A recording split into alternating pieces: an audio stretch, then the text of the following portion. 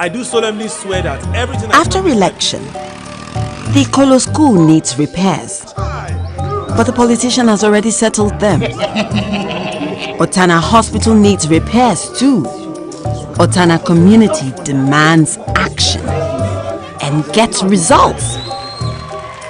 Your vote is powerful. It builds the future. Don't be settled. No sit-down look. No sit-down look. Make una no sit-down look oh.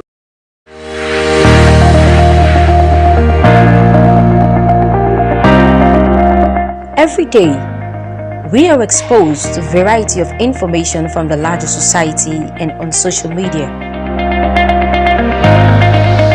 How credible are such messages? Nobody loves to be deceived. Nobody wants to be fooled. Stop the creation and spread of fake news. Don't be in a hurry to share messages. Verify facts and source before spreading. Fake news is harmful.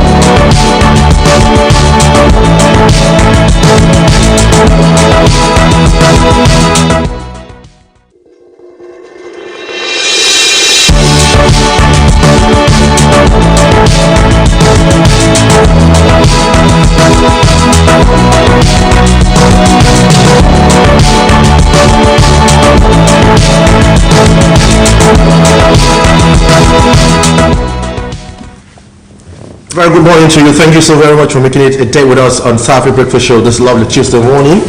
My name is Aaron Isaac. My name is Chris Jacobs. Indeed, it's a beautiful Tuesday morning here. Thank you once again for joining us on the show. And how are you coping with the heat?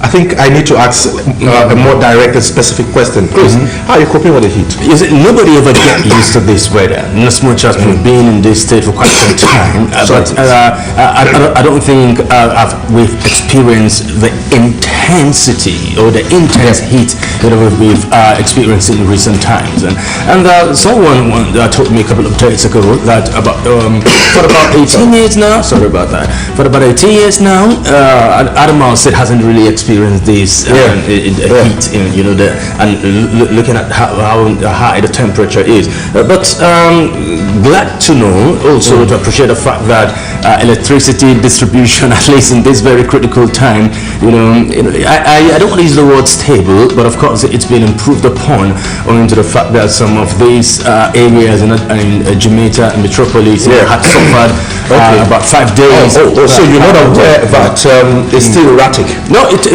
still erratic, and so it becomes highly unbearable because you get power for say 5-10 minutes, and the next thing it's gone, and you're left to stay in the heat for the next 20-30 minutes. It's quite frustrating and quite annoying. I don't know if you feel the way I feel, but it's quite irritating. I'm not so comfortable on what's going on, and I wish something is done about this pretty soon. Yeah, sure. And indeed, of course, we're in a very critical time where Nigerians, wish that almost every sector in the country works. And, I think it's also expedient for us to note that what we're experiencing now is actually as a result of the inaptitudeness of those who have led these countries and led these various sectors and agencies even before now. And this is consequential, to the fact that what we are supposed to do to have improved upon either the electricity supply, water supply, whatever sector of the country for the benefit of the future was not really put into cognizance, and that indeed could be the and quite disturbing in the sense that you find a leadership at the heart of everything. Every conversation we would like to have concerning, the failure in having the right infrastructure in place, and even the decay in infrastructures that we have in Nigeria. Leadership is at the heart of every one of this conversation because they have actually failed us as a people, and you make us feel that government ownership of certain amenities or infrastructure, it's a very bad idea. That's not the case. The thing is, we have bad managers who are managing these things, and they consider it a conduit. And that's why they don't want to let go of the seat, and they plant their heart, mind, body, and soul on the seat, and are willing to take off anybody just because they remain on that seat. And that's the situation we have, and it's a very crude mentality, something that needs to change. Indeed. And we need to think about the functionality of the state. If the state is not functioning, then we can as well, think about something else. That's just a matter of fact. Visionary leadership, it's one key part of development, in every society, in every country. I don't know whether you've had this thought, and also ponder over it. Where so some countries, or even in the country, a lot of people think that government does not have business in doing business. So therefore, they try to sell, privatize everything, concessionalize everything. In developed countries, there are some sectors, agencies that you don't sell. Chris, I've looked at the development, paradigm of Scandinavian countries and everything. You find government's imprint in virtually everything. Even in research, government is one of the lead first in research. Absolutely. It even funds research, and you'll be quite amazed. Apart from certain, multi-dollar, million-dollar companies and all that, government is at the heart of most of the research that happens. But in Nigeria, it's quite the opposite. I think a lot of persons believe in this cliche that privatization is just about the in thing, and that's all governance is all about. It's a fluke. Let's tell ourselves the plain truth. It's a fluke. You don't have to privatize virtually everything. No.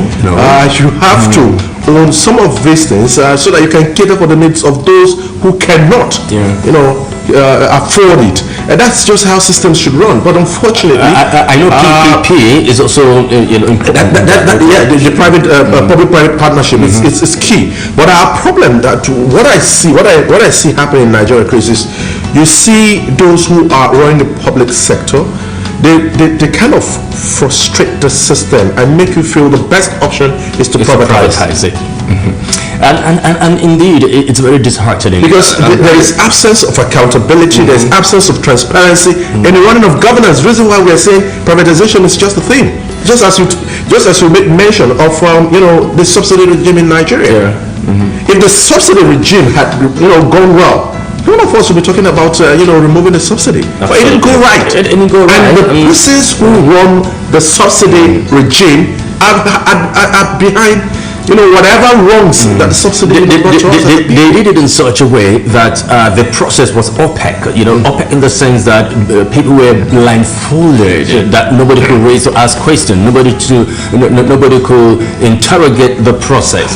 Therefore, it gives them a creation of having some absolute superintendence over what happened. They detect what happened, they pull the strings together, and at the end of it, they make Nigerians believe that what they're doing is right. I think the syndicates are really running this country now. Sure. Yes, they're running Nigeria down. And the managers of this whole thing are not really helping us. And yes, we have to state this as a fact. They're not helping us. And my worries is this. Most of you today who are in the managerial position, with envy to travel to United Arab Emirates. The government had to build that from the scratch. It is the government that and built today it. it is the envy of all, through partnership and all that. They had to build that country the way it is today. And it's the envy of all. It's a travel destination for most Nigerian elites. Those who have the money to travel to the UAE.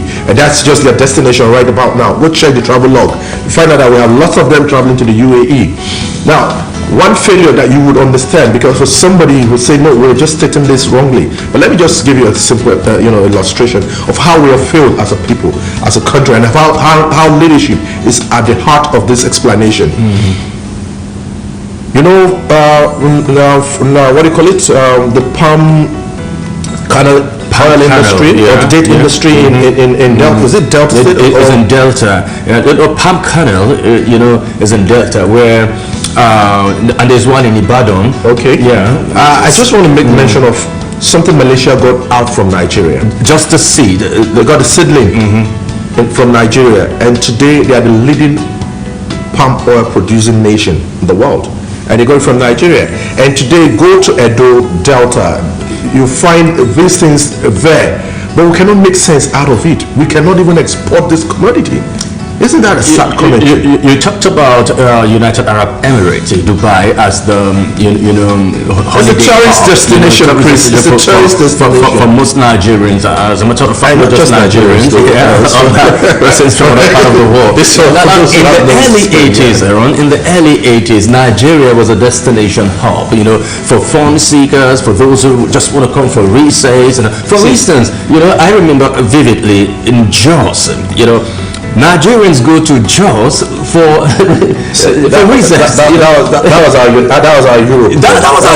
You could see. Okay, why is it that a particular place is named after British America? I said that was our Europe. So a lot of people go to. But today, that's a sacrament, Chris. These persons who today are occupying leadership position enjoyed all of those things. They did, as a matter of fact. They enjoyed them, but it's a failure on their part that they are unable to give this back to the people. Say, for instance, if you're talking about recreation centers in Adamawa State, where is the zoo that you were taken to by your parents? The leaders in Adamawa State. Where's the zoo? Your parents took you there for sightseeing and to make you see something different. But today you're calling the shots, you're running these ministries, and they're gone. It's a sad commentary. Indeed. Because what do you tell your children? Do you just pass down to them history? Oh my God! While I was growing up, yes, that zoo was envy of all. I just love to be there. Is that what you're going to pass down to your children when you're killing it? Just because you want to put money in your pocket? And I think that is one. So I think the leadership needs to change, and that is why you see leadership in Nigeria comes with a lot of attraction. And there's this strong competition. It's like a do-or-die affair. You can talk about the national leadership crisis, what do you call it? National Assembly leadership crisis.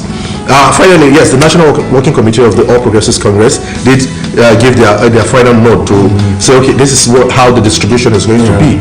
And there's a bit of dissatisfaction. Sure. As to the and as a matter of fact, they always say the politics is all about interest. No permanent friend and no permanent enemy. But of course, what we see happen, is individualistic pursuit and quest, to amass wealth. Simply put, and because we've seen those persons over time, coming to limelight, and we haven't really felt that impact positively on the lives of Nigerians. And of course, it's a continuous thing. And until we get to the point where we don't make these elective offices lucrative, it has a lot of attraction. Oh my God! Oh my goodness! I think leaders in Nigeria are one of the blessed leaders ever, especially under democratic reign. Imagine what you go home with. You have a governor who served for 4 years, goes with life pension, and someone who served for 35 years hardly could get his gratuity. And I said things are not balanced. I'm telling you, jail at all. No jail at all. There's a lot of fairness in how we run our affairs in this country, and I think we need to change it. We need to be very practical as a people.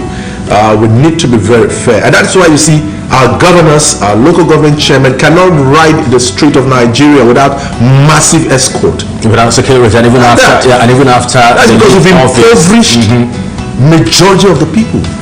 Impoverish them. So for the fear of uncertainty, you see them move with, apart from the closest security aid, there are also fans who can do anything fanatically to see that they protect the The best interests of time the you see your leaders get close to you is during election. Come on. And that's because they need your vote, and people don't think anything, or they don't think otherwise. If you invite them for the naming ceremony, they will show up before election. See, even if you didn't invite them, they know that there's a naming ceremony. I came across an invitation card. So you're naming your baby, you didn't invite me. They will show up. But after elections, just give them an invitation card. Ask them directly to come. Maybe you want to christen your son or your child, or just maybe birthday. They'll say, well, they have a lot of schedules to catch up. So that's just by the way. I was just started on that note, just to really tell us what's not going right or what's going wrong in this country, and we need to change it, because obviously whatever decay, whatever challenge that we see in governance today is that we have persons who are described as leaders and who are failing us in actually delivering the goods to us. Not like this nation lacks the resources. Nigeria is blessed. We've got all the resources. We've got everything. But it's human, natural resources. We have everything. We have leaders who have framed their minds to think fraud. I'm going to defraud this. Fraud, embezzle, scam the nation, embezzle, and they've looked at their pen. It's now the mightiest weapon ever you can ever imagine. That's the situation. And that's why we find ourselves where we are, where people would redirect funds to themselves that they don't even need. Circumvent the process that was actually supposed you to. have millions that don't have access to portable drinking water. You have millions that don't have access to good health, care. You have millions that don't have access to quality education. The monies that would have fixed this up has been channeled to one individual's pocket, without family and friends, without the fear of God, without being remorseful. Chris, I wonder how they sit in churches and mosques and listen to sermons. I don't know. What kind of conscience do you have? They think they can use the money to bribe God. Maybe they have to assuage God. I see my offering. See my offering. You drop like you give 200k, 500k, 1 million. While at the expense of people in church will like, glory to God. At the expense of over 300,000 persons who ordinarily stop celebrating authority. This is all.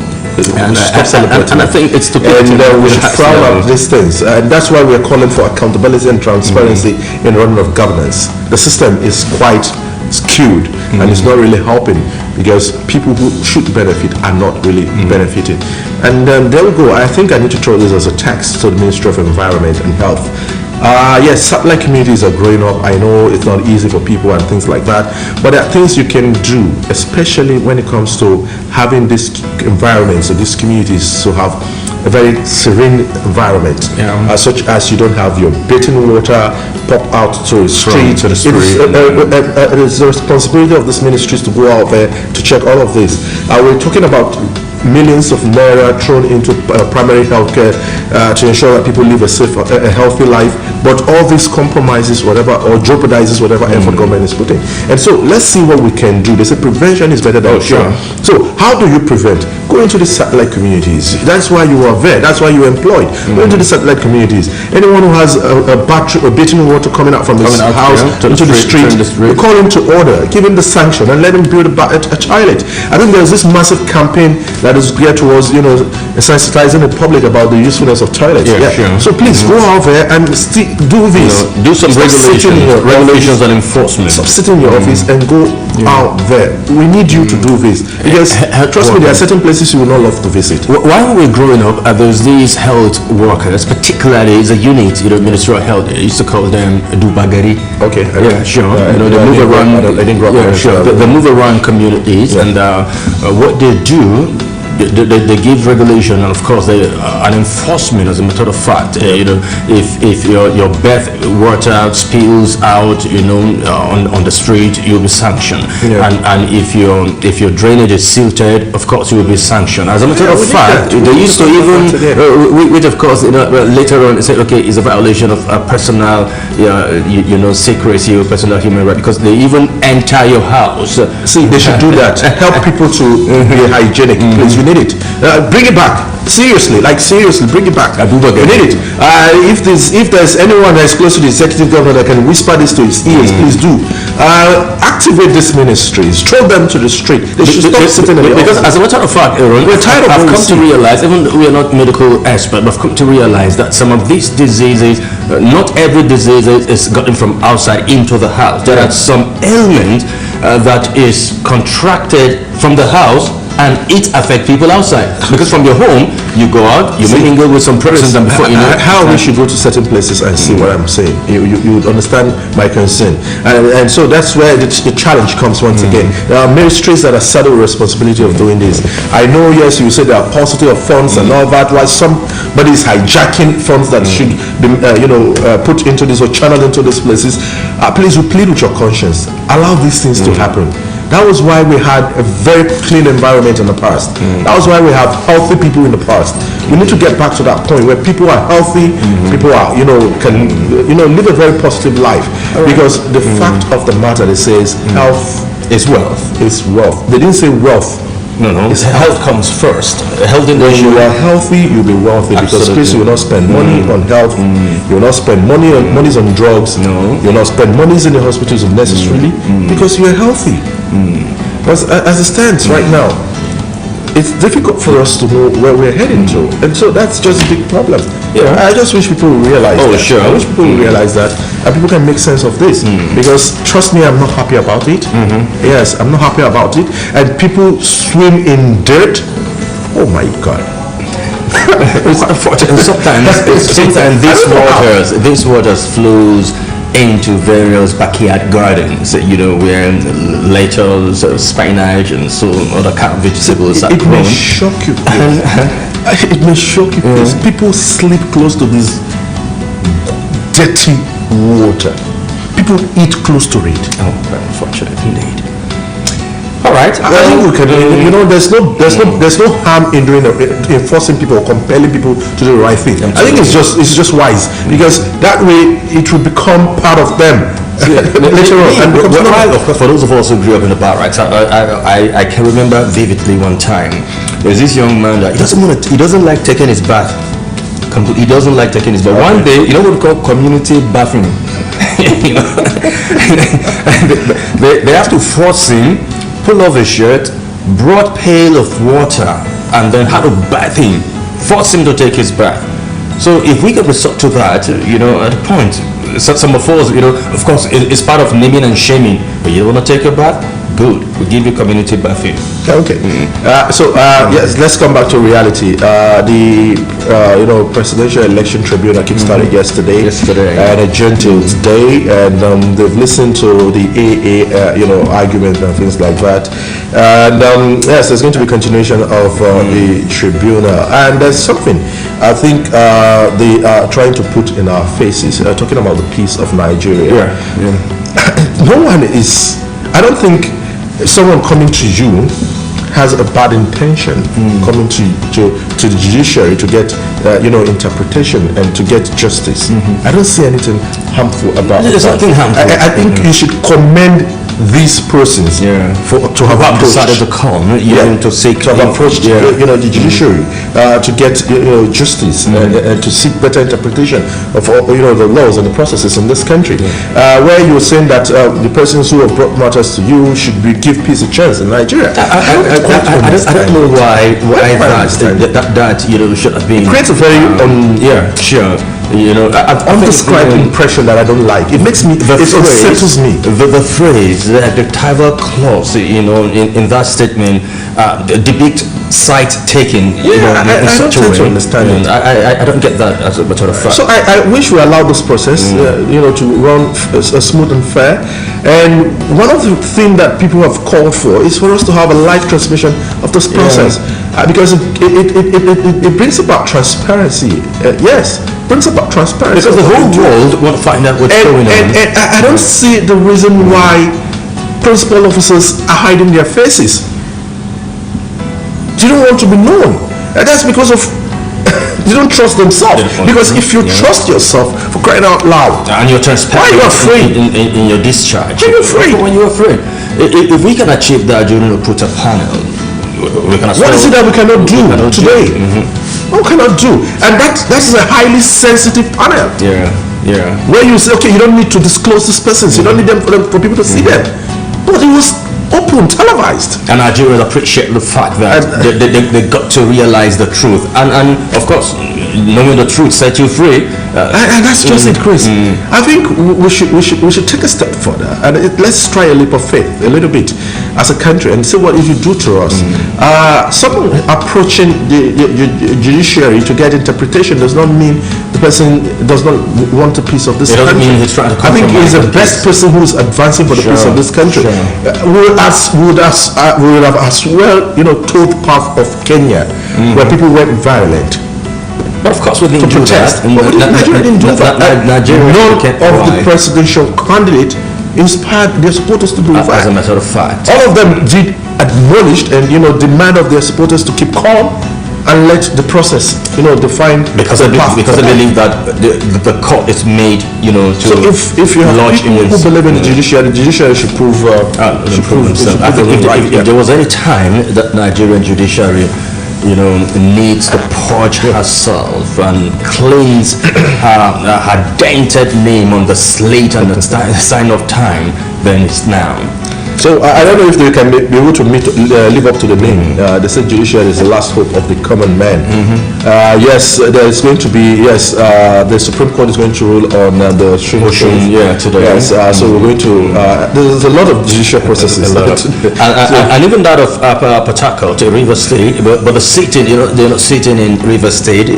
For I think it was like in the war, sitting in Abuja, and yet a lot of rulings today. And let's just wait and see before sunset. Fingers crossed and observe and see what will happen at the end of the day. So, Chris. All right, let's see what Brenda has for us today. And of course, today is the 9th day of May, the month of May 2023. On a day like this in 1987, Obafemi Awolowo, Nigerian lawyer and politician, died. Obafemi Awolowo, GCFR, was a Nigerian nationalist who played a key role in Nigeria's independent movement. He died in his hometown of Ikene in Ogun State. For those who never knew that Awolowo was from Ogun State, today in 2012.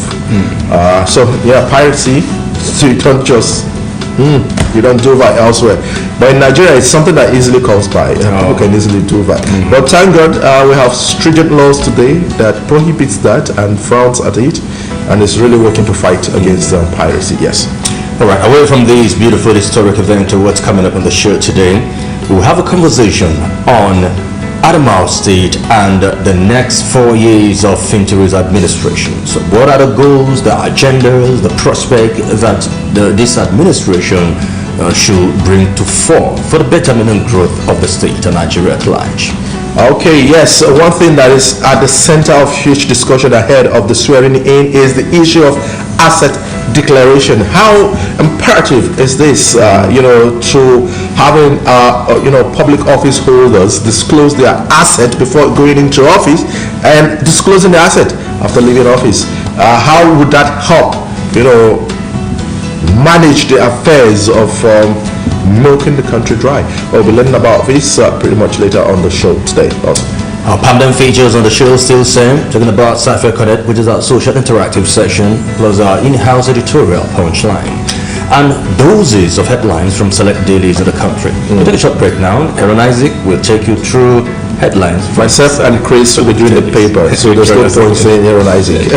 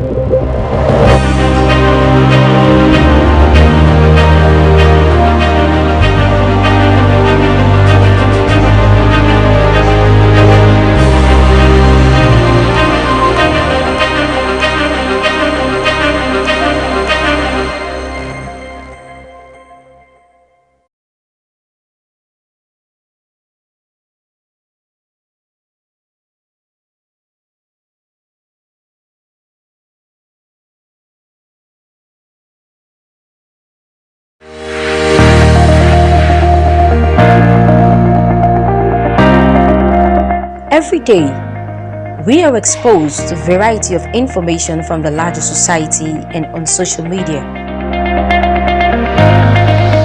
How credible are such messages?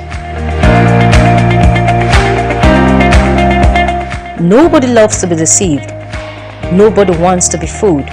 Stop the creation and spread of fake news. Don't be in a hurry to share messages. Verify facts and source before spreading. Fake news is harmful.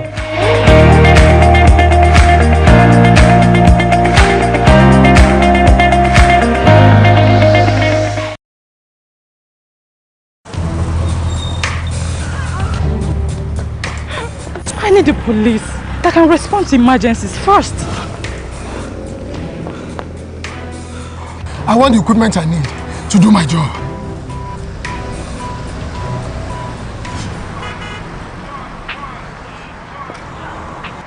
I want a police that won't harass or arrest me for no just reason.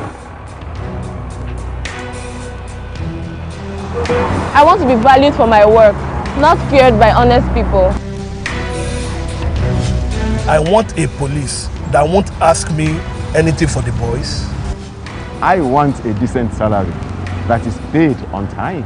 If it happen with good laws, Proper funding, Training. And cooperation. if it happen, If it happens. If it happen.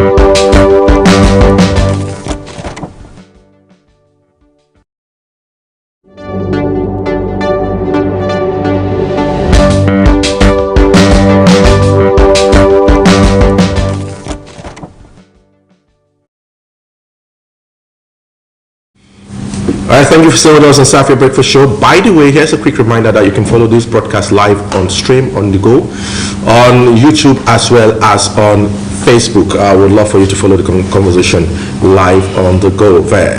It is time for us to take you across the front page of Select National Dailies to find out what they have to offer. Today being the 9th day of the month of May 2023. And we have in-house reviewer who's going to be speaking to some headlines presented by these dailies, and also dissect and analyze these headlines. We have Victor Leka, who's going to be our guide on the program today. Mr. V, it's a pleasure. Yeah, thank you so very much for joining me on the paper review today. Then the weather, I don't know, how would you describe the heat moment that we're in now? I think it's terrible. We're in the month of May, where other states are enjoying cool weather. Yesterday there was a heavy rain, fall in Abuja, and they're enjoying the cold weather and the rest. And we are still battling with the heat. It was terrible for me last night. I couldn't really sleep. It's not really heat. It's just hot. It's just hot. Okay. It's just hot. You feel you are very close to hellfire. So maybe I don't know if Adamawa is close to hellfire or what, really.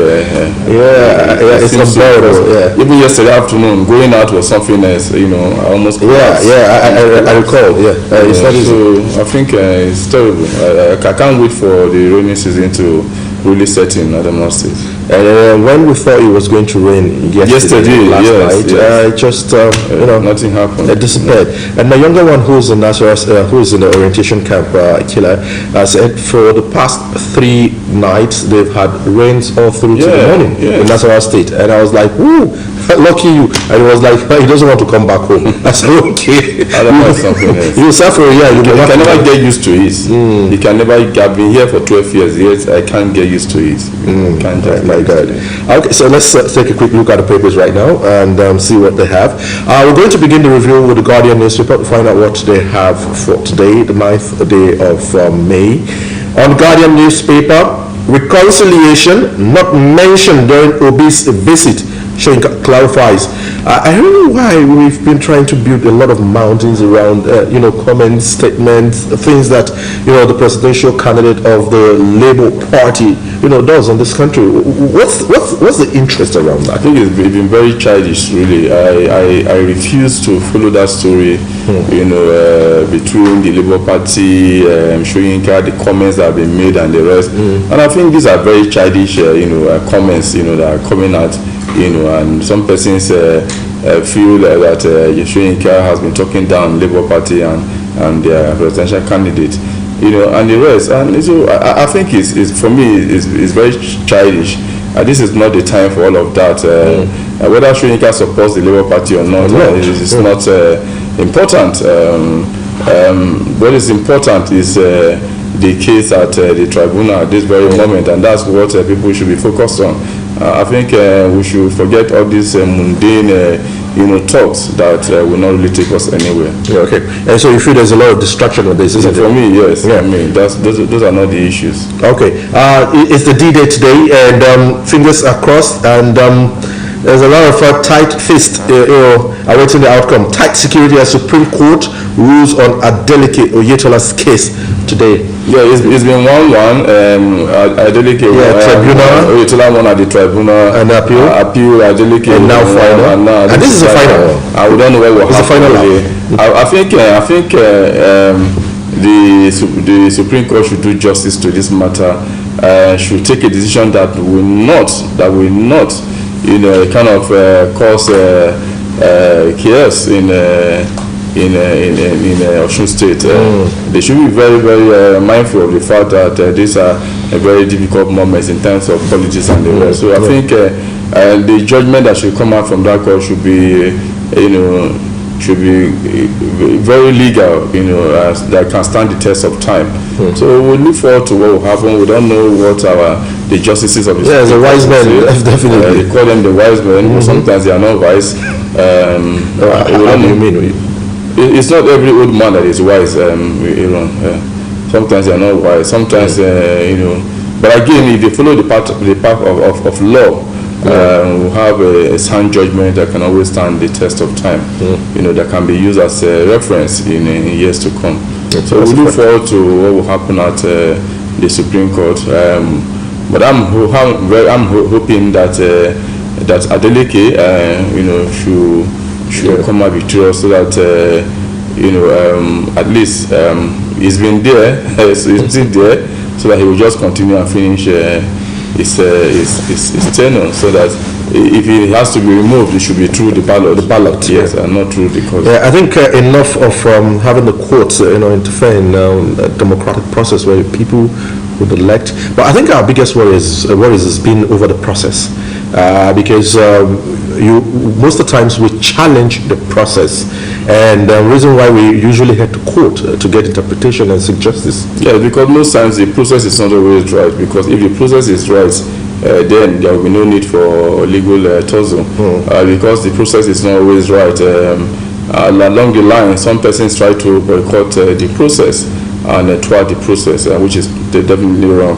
Just for instance, at the presidential election, when persons were promised that the result will be transmitted, to the IRF using the beavers in real time, didn't happen. That was thwarting the process. And you should expect people to go to court to challenge, that action. So if the process is right, people will not go to court. But most times we don't always get the process right.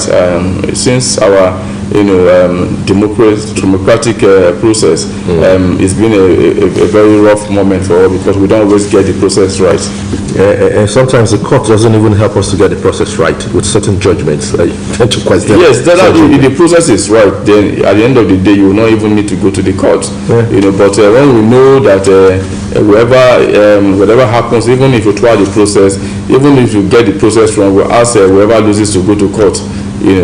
Like the APC or even INEC told the PDP and the Labour Party to go to court. That's the attitude I'm not so much comfortable with. Of the election. It's as if you know that you've done the wrong thing, and there you go.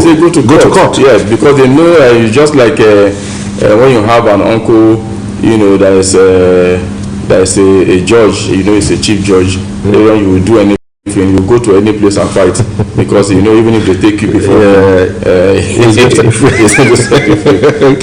okay, I understand the logic behind that. Okay, yes, the elders of the All Progressives Congress, that is the National Working Committee, have finally spoken, and yes, they've given their blessings. These are their anointed candidates for the National Assembly leadership position. You can see Akpabio there, and you can see Abbas there. Akpabio is for the Senate, and Abbas is for the House of Representatives. Just after the Arewa Consultative Forum, gave their nod for Akpabio, the NWC also of the APC has also given their blessings and to Akpabio. What does this mean? This is what the APC have decided on this. Where they've narrowed their search down to. Do you think this is drawing the line? But again, it might not stand because there are already dissenting voices on the floor of the Senate and the House of Representatives. There are those who believe that Senator Orji Sokalo should be allowed, to run as should be allowed to. Occupy that seat as the Senate President because it is believed that he's a serving senator. I think he was the chief whip, a serving senator, and again he's more experienced than Akpabio, and again he's from the southeast, and they believe that the only way you can incorporate the southeast into the national government is to give them the opportunity to present someone as the Senate President. So if that is not done, I don't know how it's going to work, pan out at the end of the day. But again, there are those who are not members of the APC at the floor of the Senate who believe that they also have a very big role to play. They will not go by what the APC has decided because they all have equal rights to vote and to be voted for. So I will not be surprised if at the end of the day someone else emerges as the Senate President. But do you smell favoritism here and compensation, like attitude with the choice of Akpabio by the APC? Akpabio has been. I think Tinubu feels he can work with Akpabio better because Akpabio, if you check his antecedents over the years, is someone you can that does not have that strong. How will I even describe it? That is not strong. Is someone that. Can easily be described as a rubber stamp individual. It's someone that can be described as someone that is lily-livered. He doesn't have that strong attitude towards things. He's someone that can easily give in. When you see threat, you can look at his performance even as governor, even as the Minister of Niger Delta Affairs. So Akpabio is not a strong personality, but again, Tinubu believes he can work with persons like that who will not give him trouble. Orji Sokalo is a very stubborn man. Orji Sokalo, has a lot of experience. He knows the ropes very well. He studied it very well. He's been in PDP for a very long time. Before he moved to the APC. He's been there for a long time, and he's a very strong candidate. He's somebody you can easily push around. So I think that's one of the reasons why they will not want to, go for this. But again, there are persons in the National Assembly who want to go his way. Another thought. Aren't you looking at the credentials of those persons, the image of this person? For instance, Akpabio his name was merged in massive corruption while he was in the NDDC, and we're yet to get the clear on what really played out, because the report, we are yet to even see the report made public of the audit that was done, the forensic audit of the NDC and things like that. And this is a person that we are pushing for a very sensitive but all of them, there's none of them that can be exonerated from the issue of corruption. Orjis Okali is also an ex-convict. Yes. I know. There was a time where I followed his case very well when he was taken to court by the EFCC on allegation of corruption. I also know that same thing with Akpabio. Even most of them that are there, it's very difficult for you to point your finger at someone who is corrupt-free. Right from those who have been elected as president to president, vice president elect, to a lot of them. So corruption is one of the in thing in Nigeria. So if you talk about corruption, it's very difficult to exonerate any one of them. So it might not be anything to look at because most of them are corrupt. It might not be. But again, what I think persons should be looking at is the capacity to perform, capacity to deliver, because they are there to represent the people. You must represent the people very well. But most times, the National Assembly that will see a National Assembly that are there to represent their own interests, to begin to award contract to themselves, to begin to, you see the very first few months will be when they begin they will tell you they are going to go for oversight functions. And that is where the money is. That's right. Some persons will go to oversight function in America. Like the committee overseeing foreign affairs. Yeah, they will definitely travel. Go to oversight function in to Britain, US, and the rest. That they want to go and look at the embassies over there and see if they are working very well. That's always the problem. So you see what will happen. So I think the most important thing is to look at the capacity to deliver for the people of Nigeria. We're just talking about the principal offices, that is the Senate and the deputy, that is the Senate President and the Deputy Senate President and the Speaker and the Deputy. And we've not talked about the distribution of the chairmen for committee. That's another. When you have, by the time you have the leadership of both houses, then you begin to look at the committees, because at that point you begin to look at those who supported you to get the seat of the president or the speaker. Who supported you will be chairmen of very juicy committees. Committee on aviation, committee on works and housing, committee on defense, very juicy. I've covered the National Assembly for a very long time. I covered the National Assembly overseas, and I know what happens there. So but those there are some persons who will be given a deputy chairman of the committees. There are some persons who will be given chairman committee on water resources, where there's nothing really, just for you to go around to be checking if we have if the money approved for the dams have been released, the rest. Committee on agriculture, By the way, agriculture is kind of lucrative today in Nigeria. Let's just move on this thing. All right. The Presidential Election Tribunal kickstarted yesterday, and we've started getting feelers from the sitting. It says technicalities, time wasting won't be entertained. PE, that is Presidential Election Tribunal. Where are you going? Okay. Wants Atiku, Obi, and Tinubu's lawyer. Okay, so they are being warned from the issue of technicality, time wasting, and that it won't be entertained.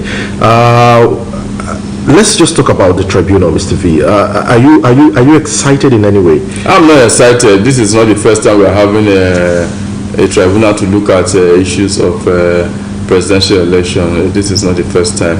I'm not excited in any way. It started yesterday. The pre-hearing started yesterday. Today they'll be looking at Atiku's case. They'll be doing their presentation today. Tomorrow will be that of the Labour Party. But again, we are just hoping for the best. But I like what the chairman of the tribunal has said. Samani, most times you see some of these lawyers bring in technicalities to waste time. They try to delay so that they buy a lot of time. They tell you that they need to go and read your response to a particular issue so that they can apply the way they should apply to respond. And sometimes they will tell you they need a lot of time. They need up to like 3 weeks to respond. They tell you a lot of things will come in. Even along the line, there will be some motions that will be raised. There will be some other preliminary objections that will be raised that they will have to hear before they hear the main case. Sometimes before they hear the main case, it will even take so months before the main case is heard. The days allotted, which is about 100. Yeah, but but the committee, the tribunal have said they are going to stick to that approved time, to ensure that they finish their work. So we are hopeful that they will do that, but I'm not expecting anything fantastic, to come out from this tribunal. But again, the PDP and Atiku has applied for the proceedings of the tribunal to be carried live. That will not work. It has never worked in Nigeria. They will not accept that, I know. But again, it is good that the PDP and Atiku have tried to do that so that it will go down in the history books to say that they did apply, but that application was rejected. Okay, all right. Let's take a look at the Daily Trust newspaper for today also and speak to certain other headlines. We'll begin from the very top. It's a security concern. Wave of abductions been ongoing. Gunmen invade Kajako Emir's house, abduct 7 grandchildren, 6 others. This is something that appears to be on. I think some people said 9 of his children and his youngest wife, a very beautiful woman. They abducted her, but unfortunately for them, unfortunately for her, along the line she was able to escape. But again, I'm worried about the level of kidnapping that's in Kaduna. I think that is a hotbed for this kidnapping. Kaduna State. I think one other one happened in Jiku where they Bege Baptist Church. Bege Baptist Church. They went to that church, in the morning and abducted about 40 of the worshippers in that church. But along the line, unfortunately enough, 15 of them escaped and they left with 25 of them. So I think even before the election, Kaduna has been a hotbed for kidnappers, and election has ended. It has returned again, and the government seems not to be doing anything. This government has failed in ensuring that they stamp, they put a stop to the issue of adoption in Nigeria, especially in that area. And also the governor too has also failed in putting a stop to the issue of adoption, kidnapping in Kaduna State. So it's a very worrisome time. If they can go to the palace of an emir, Alaji Saad Abubakar. It's called a daredevil attempt. To adopt his children, his wife, and other persons too. So I think, and the next thing is they will start asking for ransom. Most definitely, they should know that. So I think it's very worrisome. If that could happen, there's no. We are all not safe. We are all not safe. So I don't know if government has any plan in trying to again fight this back. But if it doesn't happen, then even you and I, we're not safe. And quite disturbing. Yesterday we had Dr. Lionel Rollins, who is a security consultant and an expert, and says the Nigerian government is treating abductions and kidnapping to a point that is seeming as if it's lucrative. And the reason why you see a lot of persons, going into it. No, it is lucrative. When you are made to pay ransom, the persons will keep going into that, because now it's not a business. If the kidnapped persons, ransom is made to be paid, and if ransoms are paid, they have a lot of money, and the government is not really worried, because I think they think they are beyond kidnapping. Nobody can kidnap them. They live in high fences houses that are really with high fences, and nobody can go to Abuja and kidnap them. So I think it's worrisome. The government is not doing anything. Yeah, but is it just indicting or even the security agencies themselves that this would happen and these persons will be dragged for miles and nothing? No one, accosts them. When you need to go to our villages, you hardly see any police posts. You drive for miles, for some kilometers. You will not have presence of even a police post. In terms of manpower, we have shortfall in terms of manpower. I was worried last time when the president said during his tenure 8 years he employed over he did the highest employment in terms of military, of military personnel. But again, we are not seeing the results. If you employ a lot of people, we are still having issues. Then your employment is not yielding results. So I think we're not approaching the issues the way we should approach the issues.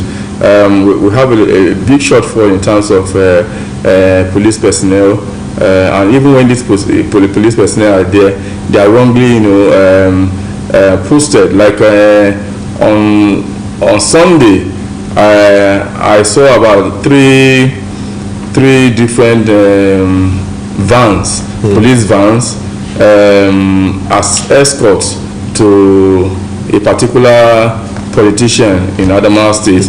And in each of those vans, you have about 10 well-kitted policemen.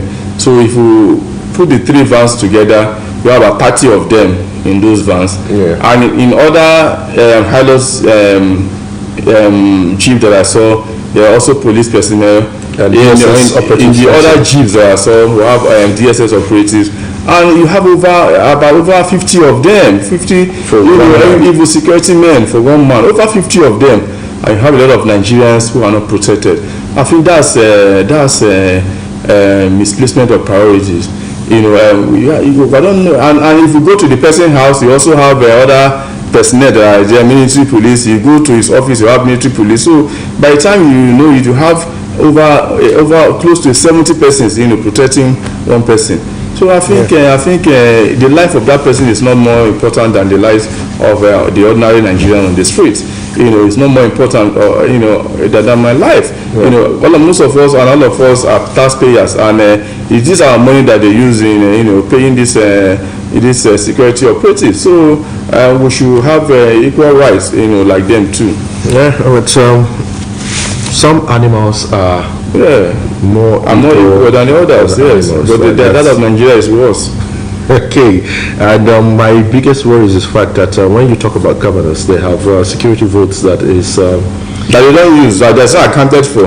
Okay. Last time they had an issue, with the federal government when they were asked, to account not to use, that they were not going to be giving cash for their security votes, that they should use electronic transaction in doing their security vote transactions. They refuse. They refuse it. Yes, because they know it can easily be tracked. By the time they use electronic transaction, when they get their security votes, money like in cash, in bags, and it's huge. Very huge. Okay. Yes, as mentioned, tribunal to lawyers, parties, we must consider Nigeria's peace. And I've talked to this pretty much earlier. Here's Atiku's petition today, Obi's tomorrow. AA's case dismissed yesterday. Lalong barred from representing Tinubu. Mr. V, the peace of Nigeria is in the fore here.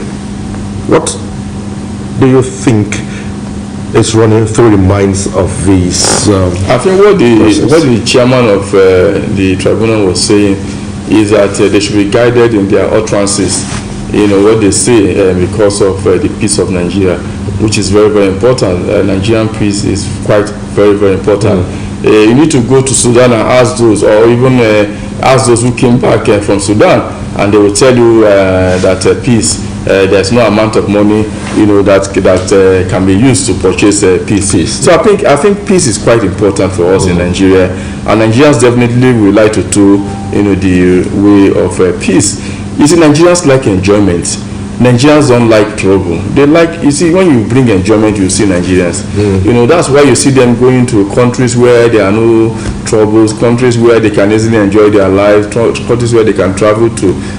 Go to United Arab Emirates, see a lot of Nigerians. They like good things of life. Go to Dubai, Nigerians every day. Go to Saudi, you find them everywhere. They like the good things of life. Nigerians would like to go to those places where things are not. They don't want to give us the good things of life. Yeah, that's irony. So Nigerians like peace so much. So I know Nigerians will not want any trouble, to arise. But again, in the search for peace, the right thing must be done.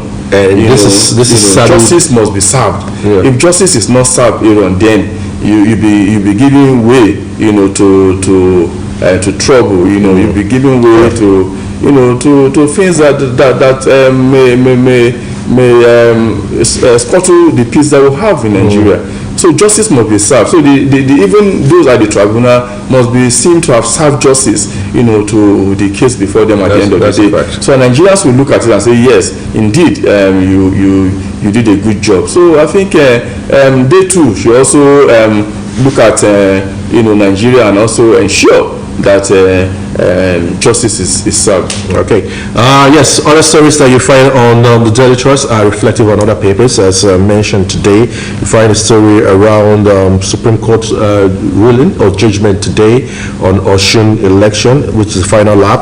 And ABC is ratifying Tinubu's candidates for National Assembly leadership. Okay, let's take the punch, and that's going to be our final stop on the paper review today. National Assembly APC picks up Fabio Abbas, yes, and high duty vehicle imports crashed by 128%. Mr. Victor, I was speaking with a mechanic yesterday, and he says with the way Nigeria is going, even the Tokumo vehicles would be beyond the reach of Nigerians who can afford. Because the money you pay for the custom duties and the rest so high, when you're bringing in a car and you are paying a custom duty close to ₦1 million naira, those who are bringing this car, how much are they going to sell it at the end of the day? So the high duty, is a worrisome thing for some Nigerians who import these vehicles. So at the end of the day, it will be very difficult for some Nigerians too, because even if we check because the living standard in Nigeria is very poor now. Sure. So how many people can even afford to buy to work? Even those who have their own are selling them off, because some persons cannot even fuel them. I know of persons who can't fuel the vehicle. So I think it's a worrisome moment for us. I've said it in the past. The only way some of these things can reduce or be dropped down is if you have like those days we used to have Peugeot that have assembling plants here in Nigeria. Volkswagen had assembly plants in Nigeria. And today we have Innocent, but the support for Innocent is not government is not supporting Innocent in any way. Some persons have said, because it's from the southeast, that's why government is not supporting. But I don't think it's so. I think most persons will not make money from that. Our policy makers, I think they're not interested in us developing our, local products. Because most of them can afford to buy, brand new cars from abroad, shipped into Nigeria. You will see what will happen here. But the 10th assembly, they're going to get cars, all of them. None of them will get cars from Innocent. Cars will come in from abroad. Brand new cars will come in. For every member will have, committee chairman will have, so you see what will happen. So most times, the problem is always from our leaders. We're not ready to. So if you're scaling from the 9th assembly, you had a 508, coming into the 10th assembly, you have something bigger than the 508. You will see what will happen. By the time they are being sworn in, you go to the National Assembly because they have a very big car park. They have a lot of car parks. You will see what I mean. A car park that is well taken care of, better than the National Stadium in Nigeria. In other news, Osibanjo presents discharge certificate to Transcorp Power that may interest you. And yes, the security situation: bandits kidnap 40 Kaduna worshippers, 9 Emirs children. And FG plans to rescue Nigerian domestic workers in Iraq. When Nigerian workers in Nigeria needs rescue, these Nigerian workers are those who in fact, government is working with NAPTI. Yeah. These are persons that were trafficked abroad. Women that were trafficked, they were promised jobs, abroad. Some persons took them to Iraq, and when they got to Iraq, they distributed them to places like Bras and Baghdad. And these persons are meant to go through very harsh conditions. A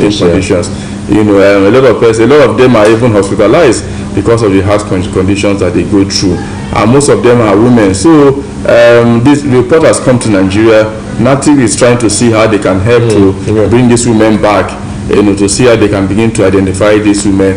But the problem is we don't even know the numbers of these women that are there in Iraq. But it's a very bad situation for women. But why aren't we learning from situations such as Libya, for instance? How some Nigerians were smuggled out of these countries with a hope for greener pasture. There are some persons that cannot withstand the problem we go through in Nigeria. There are some persons that cannot withstand not being paid salary for 4 months. You work and you're not being paid for 4 months. They will look for other means to make ends meet. You don't expect them to go and beg doctors to treat them when they are sick.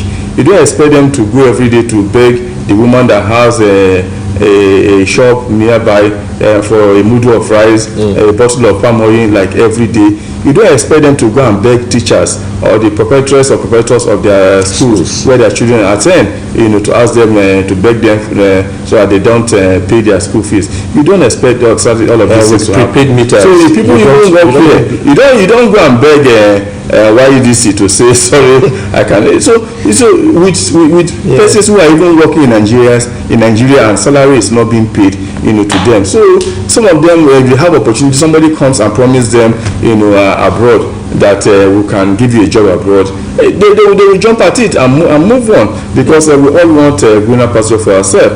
If somebody comes and tell me, Victor, I have something for you, in Ghana, I will go. Maybe when I get there, I will now realize maybe it's not really what I bargained for.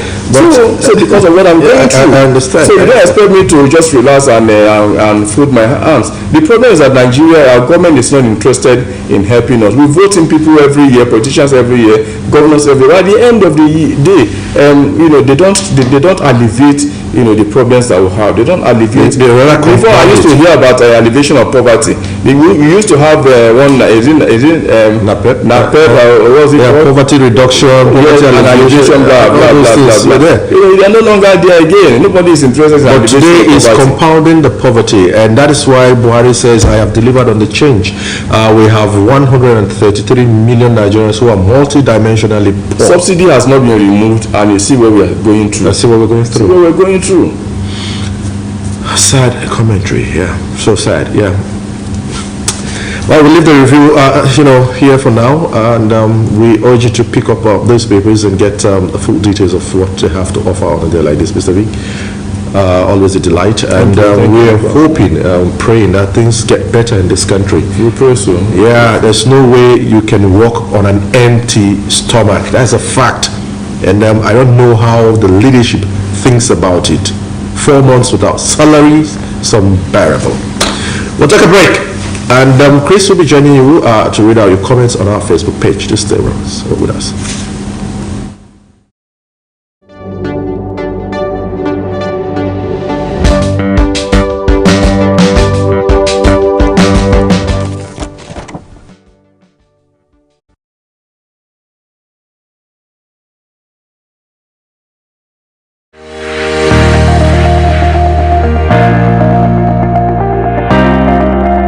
Every day, we are exposed to a variety of information from the larger society and on social media. How credible are such messages? Nobody loves to be deceived. Nobody wants to be fooled. Stop the creation and spread of fake news. Don't be in a hurry to share messages. Verify facts and source before spreading. Fake news is harmful.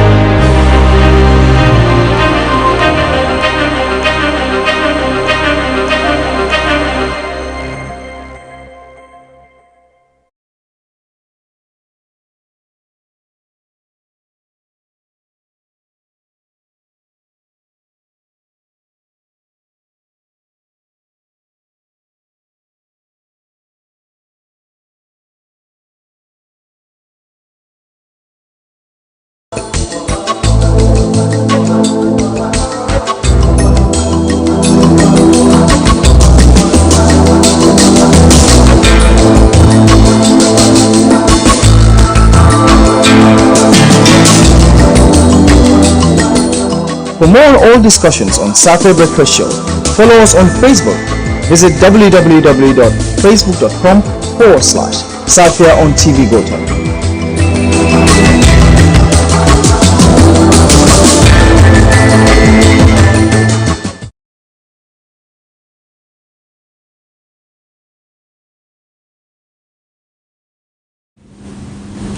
Alright, glad to know you're still there. If you just joined us, you're watching Safiya Breakfast Show. Now, this is Safiya Connect, our social interactive session.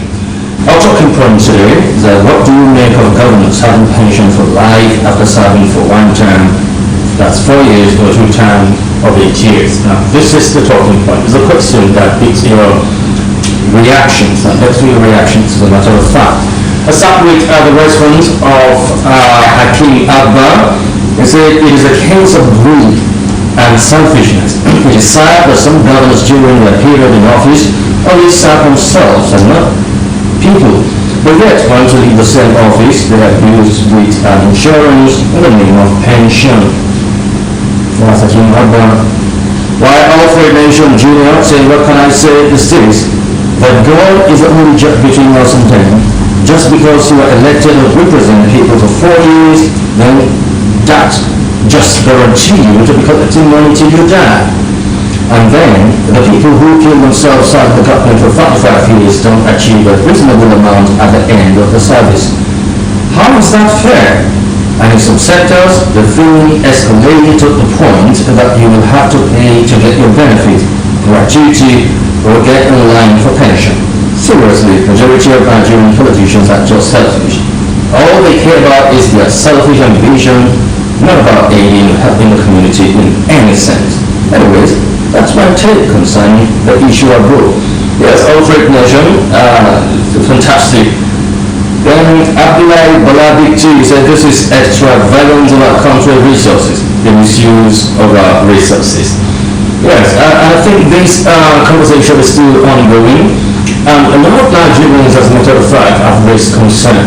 And reason being, civil servants who have given their best, from their prime, to a point where age is no longer on their side and the reliance on the monthly salary is no longer there. And the question that also begs for answer is that most of these persons who have served diligently, meritoriously, you've served their father's land through various capacity of various ministries and positions, hardly get their gratuity as a when due. And as a matter of fact, even the pension that's supposed to be monthly to some is not forthcoming. It's just a meager amount where the minimum wage of 30,000 naira is not meeting up to.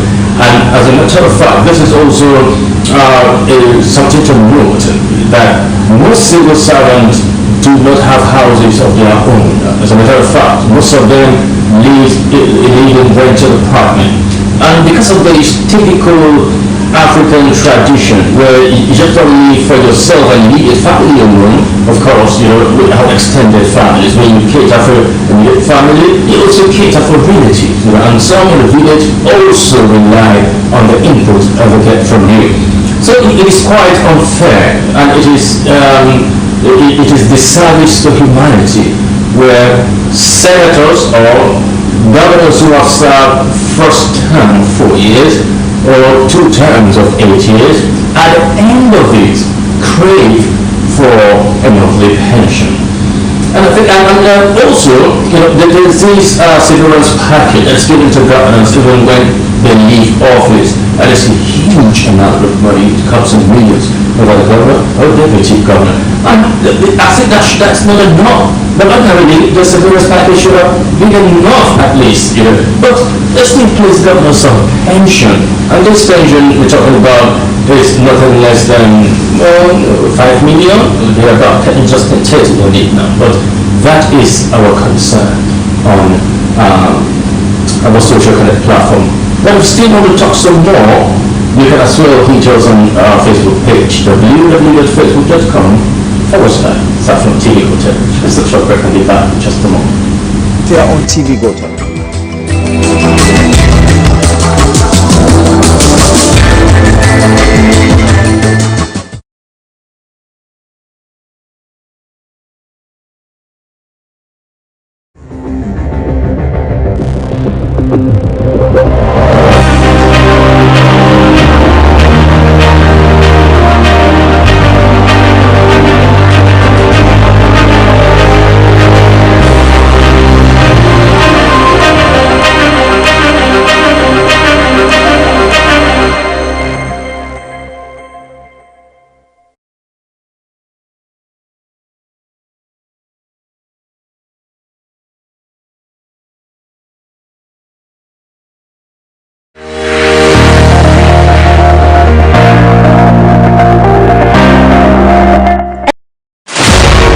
Are you thinking security and safety?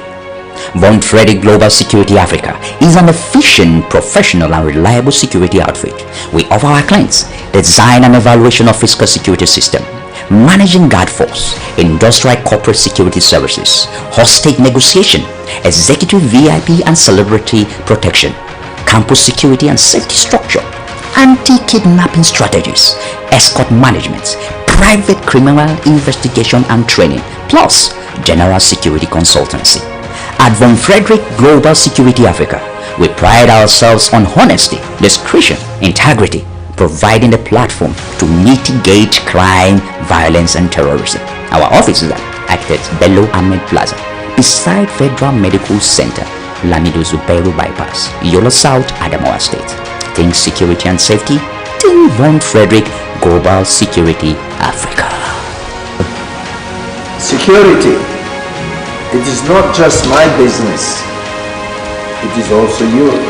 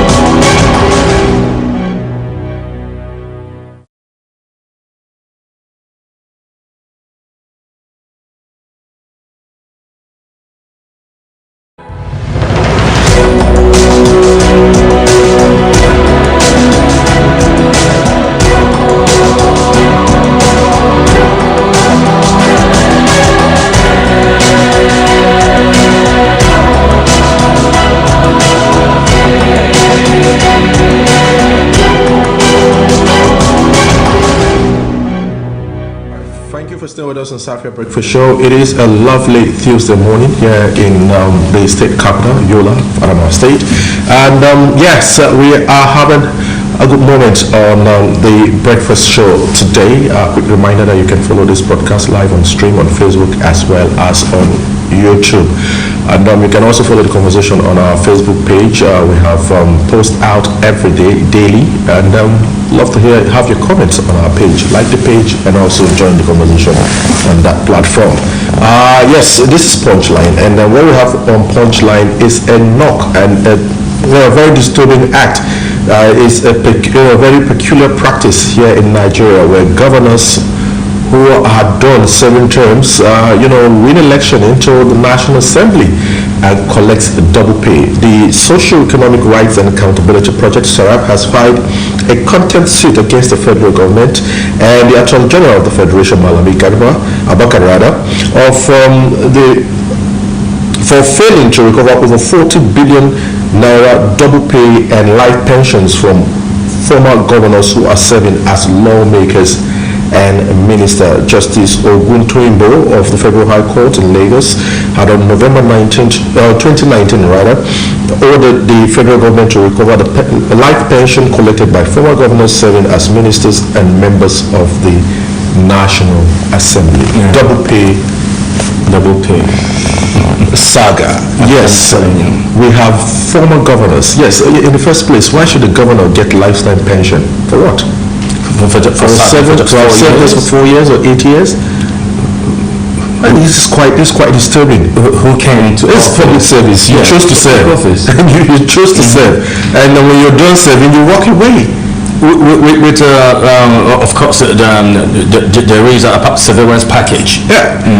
See, Chris, they go virtually with everything they have while they're in office, because you get your vehicle renewed, your house, your furniture is renewed, everything is done. But let's face it, please, let's be factual here. How on earth would their conscience allow for them, having served as governors, moved on to the National Assembly, and you still collect pensions and you collect salaries as a member of the National Assembly?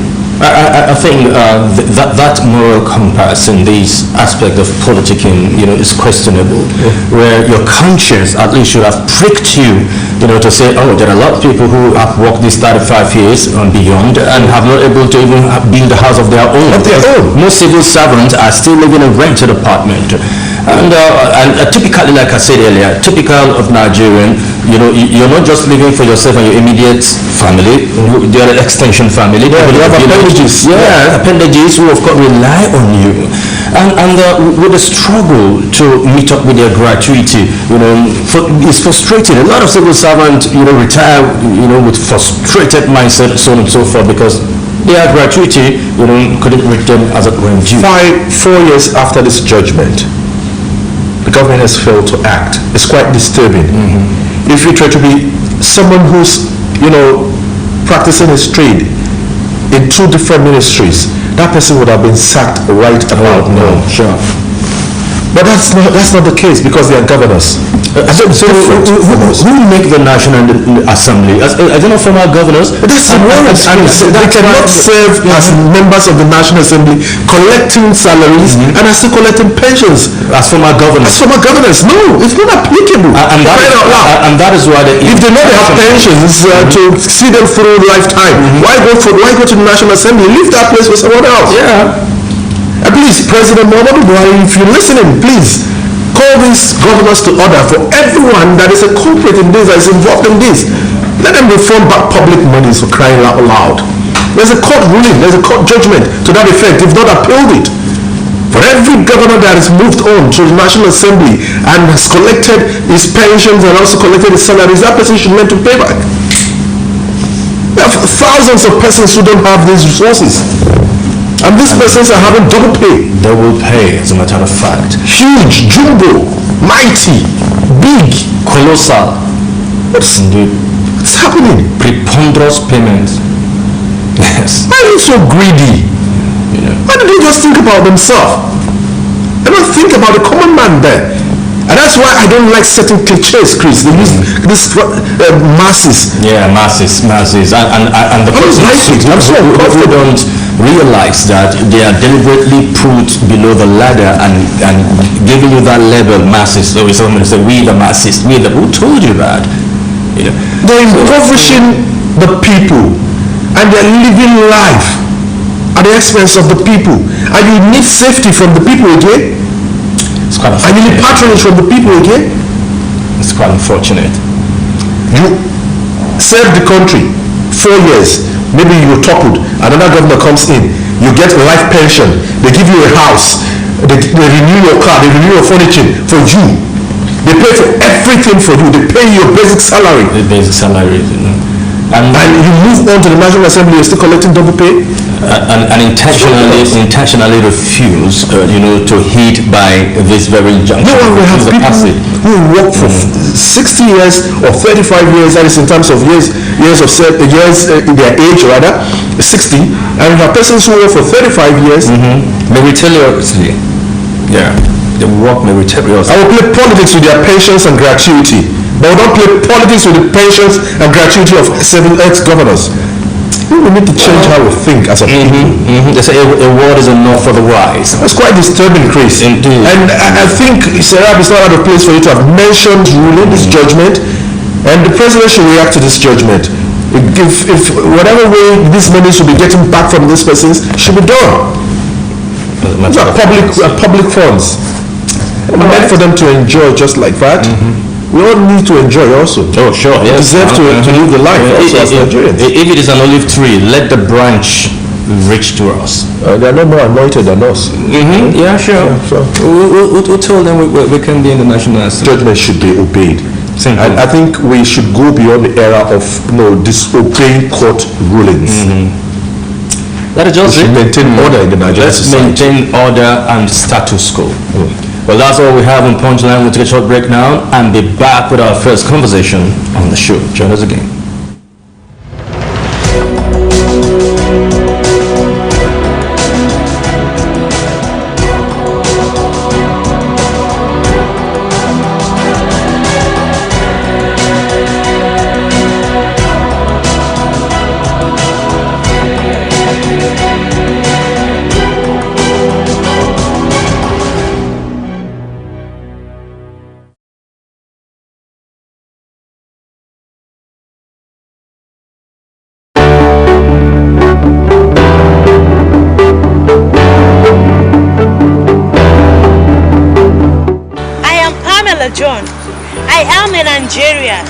I live among my people. I love my country. My religion is Nigeria. My religion is my people. I hate to be hated. I hate not to be loved. You are my brother. You are my sister. I deserve to live my life free from every hatred. You deserve to also live. Why the bitterness? Why the anger? Why draw a sword? Are we no longer one people? Please, let's stop the hatred. Let's stop the killing. Let's bring back love. Let's hold our hands like we used to. Remember, our religion is Nigeria. Your religion is my religion. My religion is your religion. And your religion is my religion because we are Nigerians. We love to live. Let's live our lives to the fullest.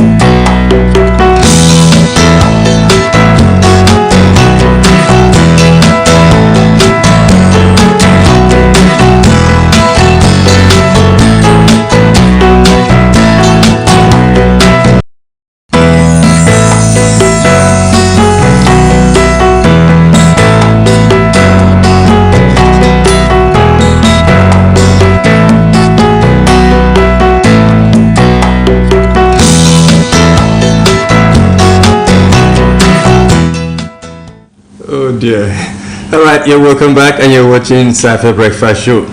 The incumbent governor of Adamawa State, Amadou Fintiri, was declared winner of the 2023 general governorship election. Now, citizens of Adamawa State are of his unwavering commitment in making sure that no one is left behind and nothing is left untouched. What is to be anticipated during the next 4 years? And how will governance look like or be like in the next 4 years? Are we expecting to see the different touch or a different ballgame entirely for the next 4 years? Or are we also expecting an improvement upon that which has been built and laid as fundamentals or fundamental foundations to where Adamawa State is?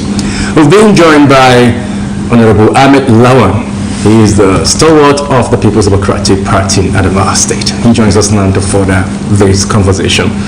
Honorable Ahmed Lawan, I'm tempted to call you by one name, but that's by the way. Thank you for joining us on the show. Thank you. Good morning, viewers. Thank you so very much for joining us after a pretty long while. Yeah. The election fevers is over, and by May 29th, I think the governor is going to be sworn in. Yes. And to be back to governance, isn't it? Yeah. Yeah. So, how's the moment been? Let's just get a sense from you. Well, first of all, I would like to congratulate Adamawa State for having Amadou Fintiri a second time tenure. And I also like to congratulate democracy. I also like to congratulate PDP. I also like to congratulate Amadou Fintiri for the victory. And he deserved a second tenure. And Adamawa State people proved to him. That's why they elected him back to continue the program project that he started, he initiated, and make sure that he completed, because the 4 years cannot allow him to complete all this project and program that he wanted to execute. And that's why another mandate was given to him, to Adamawa State people, to make sure that he execute and complete most of these project and programs that he initiated in Adamawa State. I believe he has many agenda, about 11 agenda, and all of this agenda he touched one or the other among the agencies he have. I think the only thing we advise him to concentrate on the human development capital in the next dispensation years, because he have done a lot to Adamawa State. If you look at a model of this infrastructure development in Adamawa State, and the only thing now left for him and is to complete most of this project, and also to emphasizing on human development capital in the state, because we have so many programs. I believe the governor have done it, but he have to double more effort to make sure that, because this is the thing we need. And also the government need to invest their money. We have to get revenue, because for example now when I come in from movie roundabout, I saw this billboard that the state government are going to build another flyover here. But to me, it's not a priority. He have done another flyovers. I think he should channel this money to where the state government will source revenue. For example, now we have a sport complex that we need to be completed. Once the government complete this sport complex, the state government will start getting revenue. All these states that you have, you see them, they are standing reliance without waiting for the federal government to give them salvation. They have something that are giving them money. I think the state government start thinking of where to invest their money so that they will get more revenue. So for me, flyover now is not a priority. I think he have done flyover in movie roundabout. He have done flyover in the bank road. I think he have done enough. So this money I wanted to channel for another flyover, he should channel it for another project. I think it's just to add to what the government is already having on its timeline to execute as projects to improve human capital development and also improve revenue here in the state. So for instance, it's first of a kind, novel project was the project commenced with the agricultural revolution in Adamawa State. We've never seen it listed, agricultural project listed on the stock exchange, but it did happen where Adamawa State is thinking of a new paradigm towards improving agriculture and improve revenue in the state. But yes, point noted, well noted. Human capital development key for any states to develop, rightly. You must get the human capital right. But unfortunately, we have many governors who do not want to think in this direction because it does not put enough monies in their pocket. And so when you execute huge projects, legacy projects, you get more money and actually impacting human lives. How important would you want to emphasize the need? Because yes, you started from a very good note. I love that. How important do you think we need to emphasize this? So for instance, We have skill acquisition centers within our states that have gone, oblivion, and they started resurrecting them during the first state of the incumbent governor. Yes. How do you think we need to go back towards reactivating these once again and see how we can add value to the I think we have it and farm skill acquisition centers. We are talking about agriculture here. Globally is what they are proud of with agriculture. Let's reopen these farm skill acquisition centers. Let's engage this our youth. Let's utilize them. Instead of them allowing them to be idle, to be committing crime here and there, let's utilize them, use them in all these farm skill acquisition centers, give them skills on farming, empower them on farming, give them token allowances monthly that were used to do, because this monthly allowances, programs, I think it's a global program, because they used to call it social security. Because we have people that they don't have job, we have to ensure something for them to be engaged in themselves, and we are giving them monthly allowances. But we need to eradicate insecurity completely at the master. The only way you can do is to make sure that you engage these youth that are remaining idly without having job, because if you say I want to do employment to the government, most of them they don't have certificate. What are you going to do with them? I think the only thing you're going to do is to engage them in farm skill acquisition centers, train skill acquisition centers, give them skills, make them to be self-reliant. Instead of them to wait for the government, then you give them skill for them to be self-reliant. They are going to be product to the government, they are going to be product to the society, and then government will tap more revenue from them. Because for example now, if you give them skills on farming, they engage themselves on farming, they will go to the farm, they will maybe cultivate about maybe 20 or 30 bag of rice. They take it to the market. You wouldn't take it to the market, they pay revenue. So by doing that, you are engaging them and you are tapping revenue from them. So that's why I say the government need to invest their money whereby they will start collecting revenue back to the government. I see you're so much emphatic on revenue generation. Yes. And I've had a conversation with someone some time ago, and he said if this administration could erect toll gates, from either Mubi, you pass one toll gate, going out of Adama again, or you come in another toll gate, whether border between Taraba and Adama. So do you think that would have been a good idea? The issue of toll gate is a federal government project, because all these roads they are talking about is a federal government roads. So there is no way state government will put toll gate there, because our federal government roads. The only where the state government will put toll gate is where the state government roads are. That's right. And how many roads do we have? If you're talking about state government roads, how many roads do you have? Do you count how many roads we have? How many truck? How many truck? Yes. Because in the day from Mubi to I think the argument is the roads are federal. That's what they say is the government need to invest their money where they can generate more revenue. Because we have many states here that are not relying with the federal government salvation because of their sources of getting revenues, and they invest state government money to make sure that they get more revenues from the public. So if Adamawa state government will do that in the next tenure, then definitely we are going to do something different. For example, like I said earlier, this sport complex, once you complete it, it's critical. You will invite many teams, even international teams, to come to Adamawa State and play. And by doing that, people will travel from other states to come to the Adamawa State. And by doing that, state will get more revenue. By doing that, marketing will boom in a capacity stadium that will contact many people.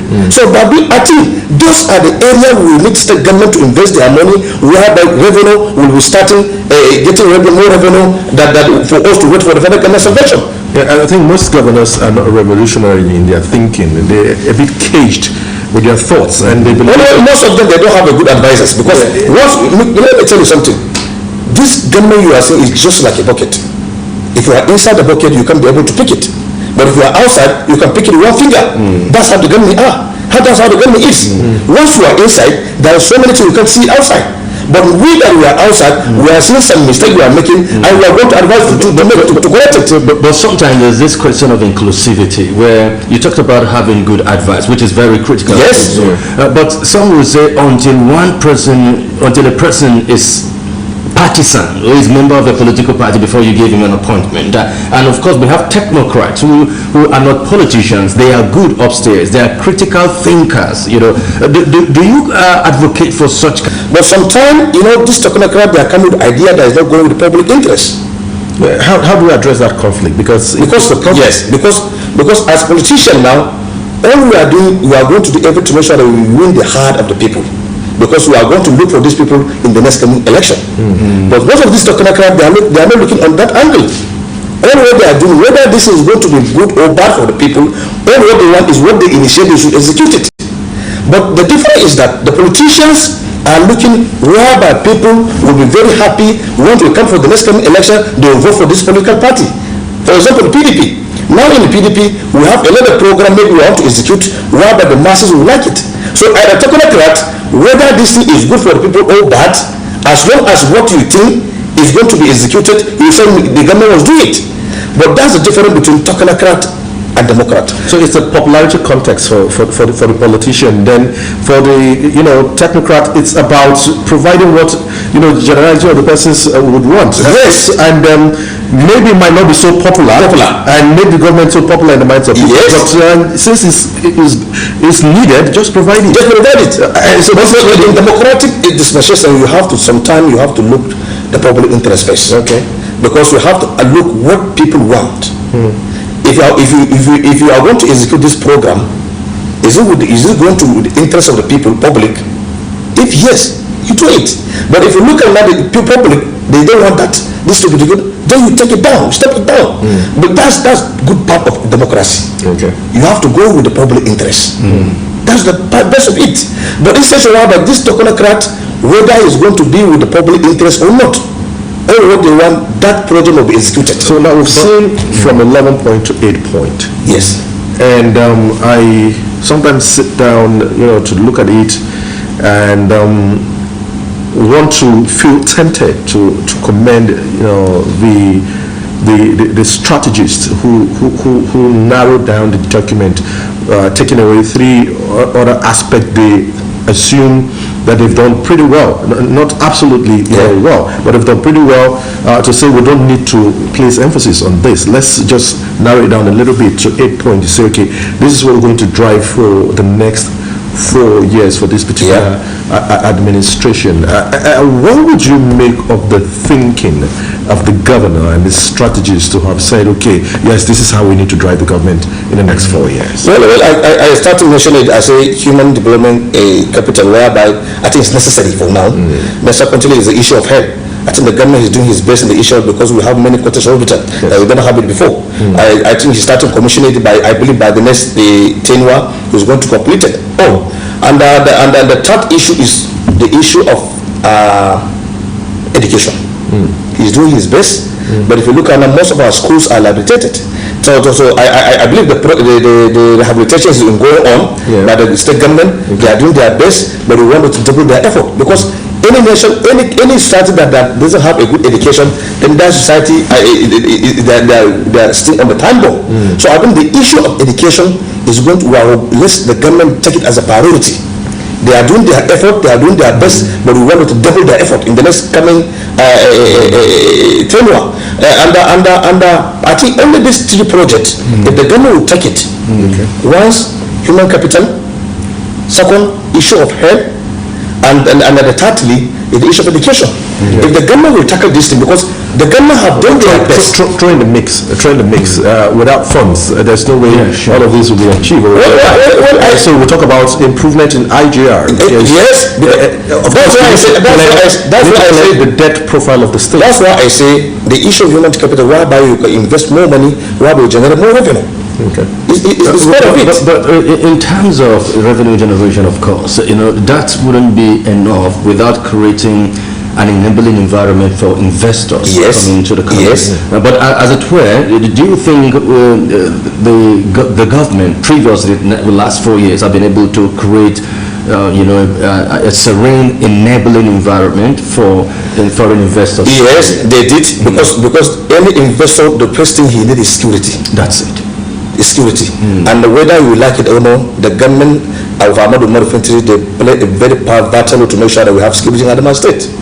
Whether we like it or not. I think the guy tries his best. So the only thing we need is to come out and support him. That's why I'm telling people, now we are in the issue of governance. The issue of politics has already passed, because we already have a government that emerged.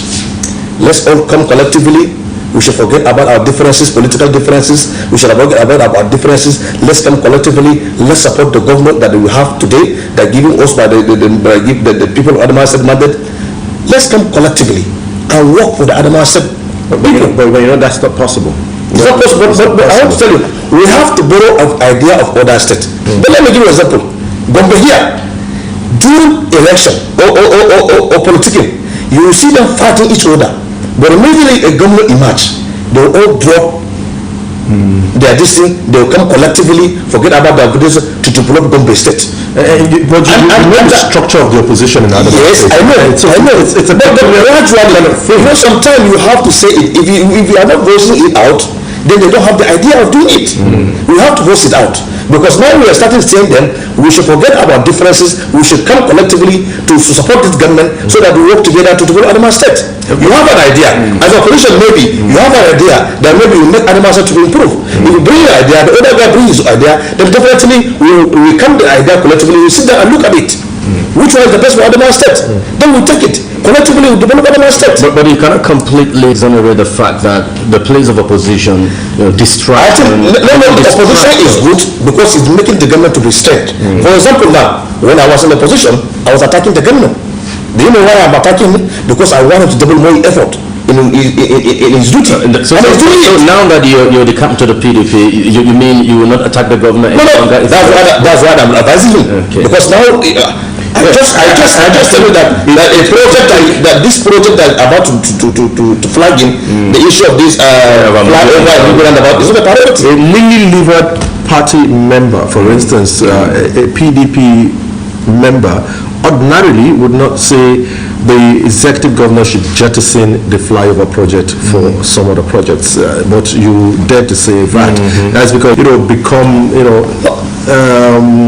how do I put it? Castigators? No, not castigating. I'm not trying to. Of this, but Adela, this is the case here. I just want you to tell me what you feel is running through the mind of the executive governor of Adamawa State right about now, considering the huge demands that is before him. Give and take, whether we like it or not, it's not there yet. His performance for the first 4 years is not enough to say we have arrived as a state. What would you say could be running through his mind? Because he has another 4 years, and usually we say when governors get to second term, they suspend people's project.